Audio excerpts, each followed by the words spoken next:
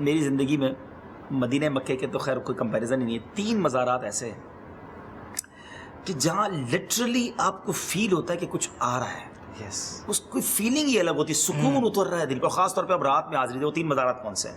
ایک تو no doubt Data Sahib ہے, دوسرا خواجہ غریب نواز. میں اجمیر گیا, بالکل وہی فیلنگ مجھے وہاں ملی. اور تیسرا اس سے بڑھ کر جو فیلنگ ملی نا, وہ غوث پاک کے دربار میں ملی. اور ویسے ہی غوث پاک تو سارے اولیاء کے سردار ہیں, لیڈر آف دا اولیاء کرام ہیں. تو سبحان اللہ, ان تینوں مزارات پر آپ کو فیل ہوتا ہے, یعنی کچھ چیزیں ہوتی ہیں جو الفاظ میں, اور ان سب سے سپیریئر فیلنگ ملتی ہے جب آپ مدینہ شریف پہنچ جاتے ہیں. ہائے ہائے ہائے, تو وہ تو اینڈ ہے نا, رحمت کا دریا برس رہا ہے وہاں پر. تو سبحان اللہ, سب کو ملتا ہی وہیں سے. صلی اللہ تعالی علی محمد. مجھے اپنی اور ساری دنیا کے لوگوں کی اصلاح کی کوشش کرنی ہے.